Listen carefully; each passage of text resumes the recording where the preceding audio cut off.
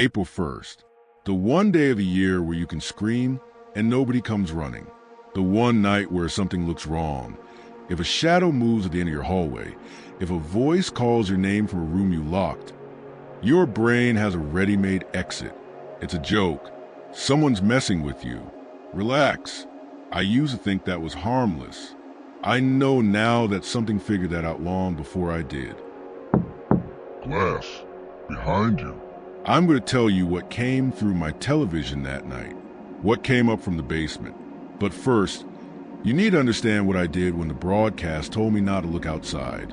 I laughed because it was April 1st. Because of course I laughed. That was the mistake.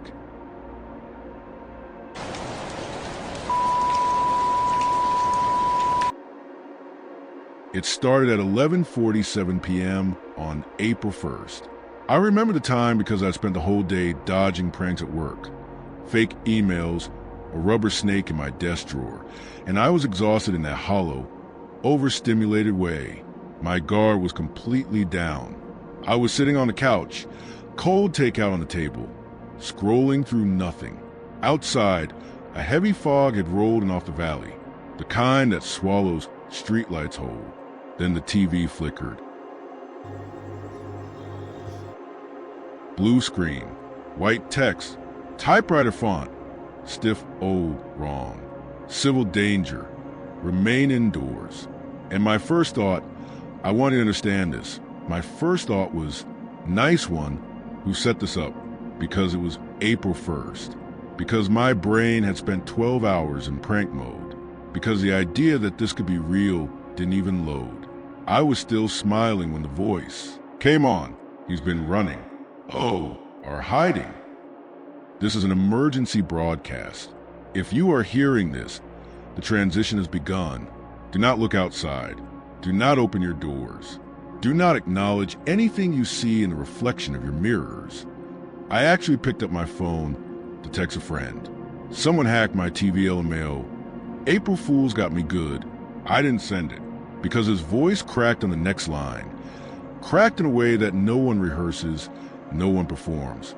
And he said, Rule 2, do not respond to any voice calling your name. Even if it sounds like someone you love, they are not who they claim to be. The smile left my face, and then came the knock.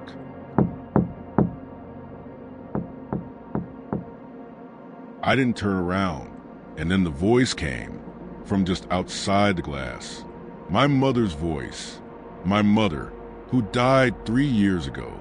Elias, honey, it's cold. I forgot my key. Just open the latch. And here's what April 1st did to me in that moment. Here's the truly evil part. It gave me an out. My brain grabbed it instantly. It's a prank. Someone found a recording. Someone is doing a bit. I almost convinced myself. Almost. The broadcast hissed. The man returned more frantic. They will use your grief. They will use your memories. They are looking for a crack in your resolve. I called my friend Marcus, the one who'd put the rubber snake in my drawer that morning. He picked up on the second ring, laughing before I could speak. Bro, did someone hack your TV? That's insane. Happy April Fools. Marcus, I kept my voice flat. Did you set something up at my house? A pause. What? No. Why? Something is outside my window, using my mother's voice. He laughed again, nervous this time. Elias, come on. Marcus. Silence. I'll call you back, he said, and hung up. He never called back.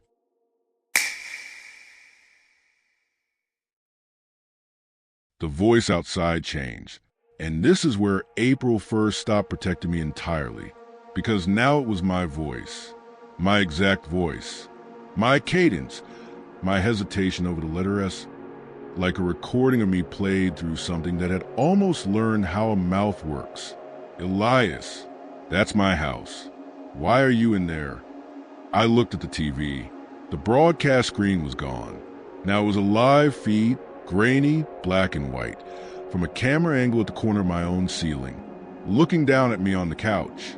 I could see myself, small, frozen, But the window behind me in the feed wasn't empty. A face pressed against the glass. No eyes, just two long slits, and a mouth moving in perfect sync. "Let me in, Elias. I'm the real one." I texted Marcus.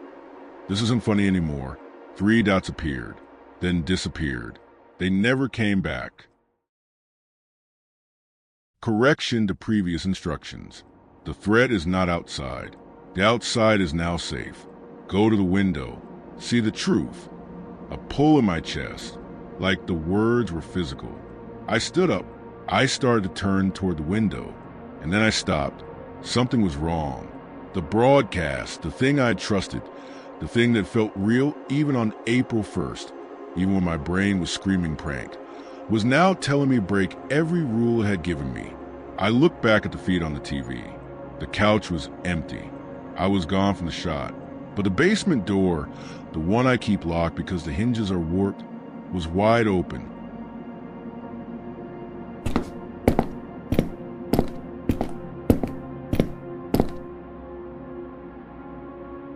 The realization arrived like cold water through the floor. The broadcast wasn't a warning. It was a lure. It had chosen April 1st on purpose.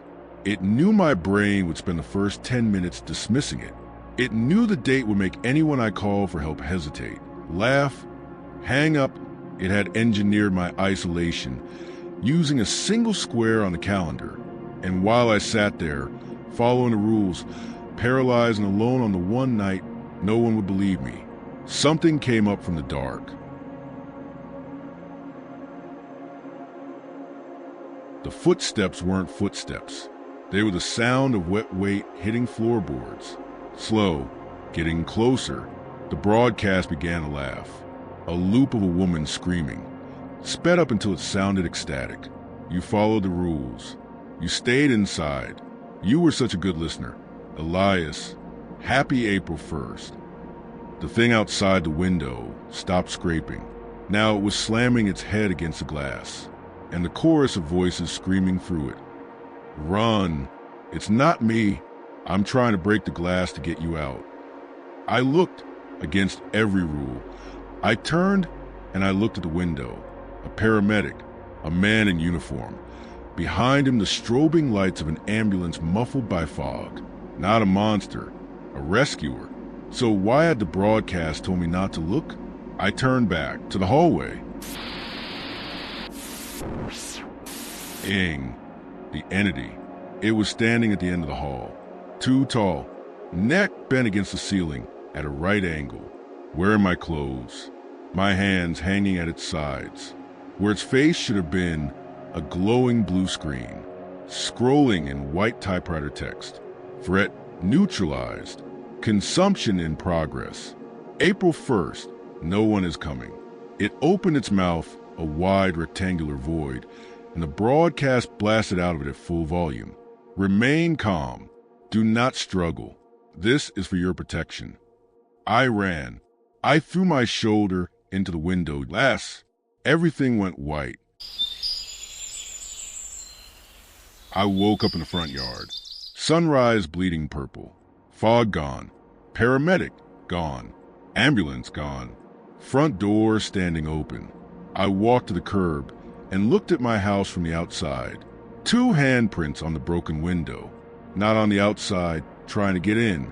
On the inside, pressing blood. I looked at my hands. Clean. No cuts. No glass.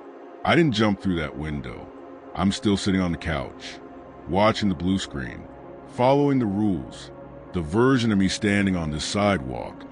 This is just a broadcast, making sure the neighbors don't get suspicious. Making sure no one calls for help. Which, on April 2nd, they actually might.